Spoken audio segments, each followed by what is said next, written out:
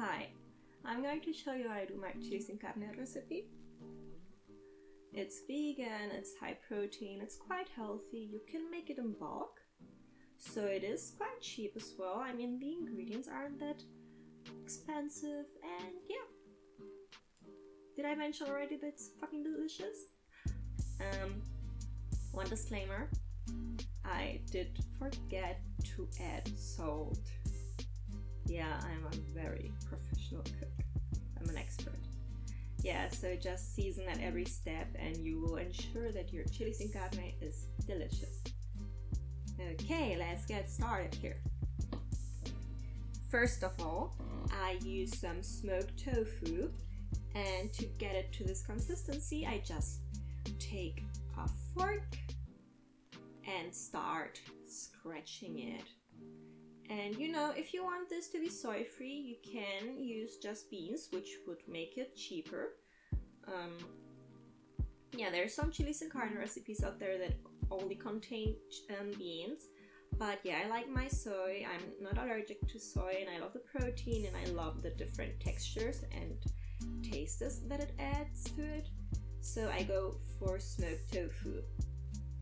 I will also use TVP, which is dehydrated or rehydrated soy. I mix both protein sources together with beans, but you can, as I said, either just use beans or you can also either just use TVP or just tofu. It's up to you. Just make sure that it's full of protein so that you stay satiated and have all the nutrients you need. I cut some yellow and red bell pepper and some onions to similar sized chunks. And I also roughly chopped some onions. You don't need to dice them. I will also add some cocoa. And yeah, please use baking cocoa. I think it's way more chocolatey. But I only had the one you use to make hot chocolate with. So it's a bit sweeter. I mean, it's not bad that it's sweeter. You can add some sweetness to your dish, but I still think that baking cocoa tastes better because yeah, it's got this pure chocolate taste to it. Then I use some tomato paste. Mine is a basil-based tomato paste, so it's got already basil mixed in with it. If you use regular tomato paste, just add more basil to your recipe. I think basil enhances the taste of this dish. And then I use just regular mustard. I don't think I use Dijon mustard, but please don't use hot dog mustard. I don't think that's good. Yeah, then I have some minced garlic, some chili that I cut. I've got some cayenne pepper, some smoked paprika, some nutmeg, and some cloves. So yeah, that's all the things you need to prepare in advance. I also use 1 tin of white beans and 1 tin of kidney beans. I like the diversity, but I mean, just use the beans you enjoy. I mean, I guess you could also use chickpeas, but they're not really traditionally used for chilis in carne. But yeah, anyways, whatever tastes better for you. Then use some tinned tomatoes. Here I used 2 cans of diced tomatoes, but I was watching a Jamie Oliver video recently, and as he put it, you should buy the whole tomatoes, like the tinned tomatoes that are whole, because apparently higher quality or better quality tomatoes go into that. The tinned tomatoes seem to be like the chicken nuggets of the tomato industry, where they put any sort of tomato and tomato scraps to it, which I don't mind, but I think the whole tomato thing is better, and I tested it out for another recipe and it actually tasted better. Yeah, and I think I've said tomato way too many times right now. I also added some tinned corn. First of all, preheat some olive oil and then we glaze the onions and the garlic. I usually use medium-high heat for this. When your onions and garlic are glazed, add your veggies into it. Deglaze the pan with some water or apple cider vinegar or some broth, vegetable broth. Here I use water, but I think that it tastes best with apple cider vinegar. Yeah, and then just stir everything together to make sure everything is well combined. And yeah, then put a lid on it and wait till the veggies are softer. I guess it takes them like 5 minutes. Definitely don't let them get too soft, because they're gonna be in that pot for a while, and in the end they're gonna be mushy if you overdo this at this step. When the veggies are softer, I feel like I overdid it in this video. I'm such an awesome cook.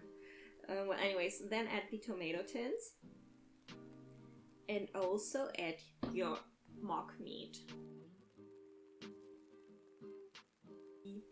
Then stir everything up and make sure everything is well incorporated.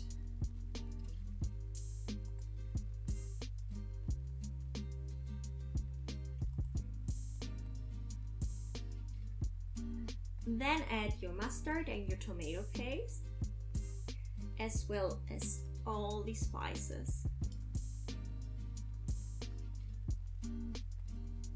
And then stir this again. I would reduce the heat to medium heat around here and let this sit about 5 minutes, maybe a little less. And then add the beans. Around here you will notice that my pot is way too small. Please feel free to use a bigger pot. I did not plan this out very well in advance, did I? Again, also add some corn. I really don't add a lot of corn to it because I'm not a huge fan of sweet corn. So yeah, everything to your taste. And yeah, now you can watch some footage of me struggling to incorporate the freaking beans into my freaking cheese and carne because my pot was not big enough. As I said before, I'm an expert.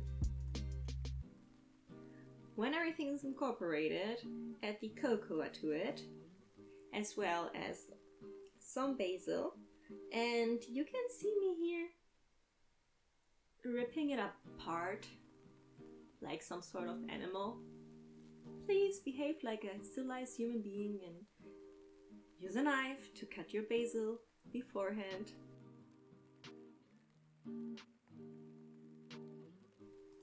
Well, yeah, after everything is mixed well, just put a lid on it, turn the heat down to low and let it simmer for about an hour so that all these tastes can make love with each other and make a delicious chilis en carne.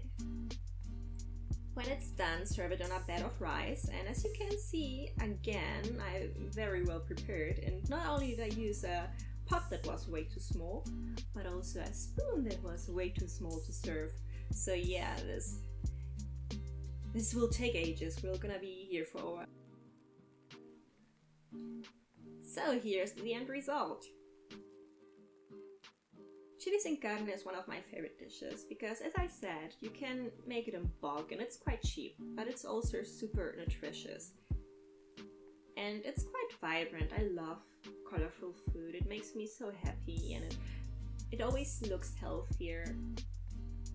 The chilis en carne is already very tasty, but if you let it sit for one day or something, it tastes even better.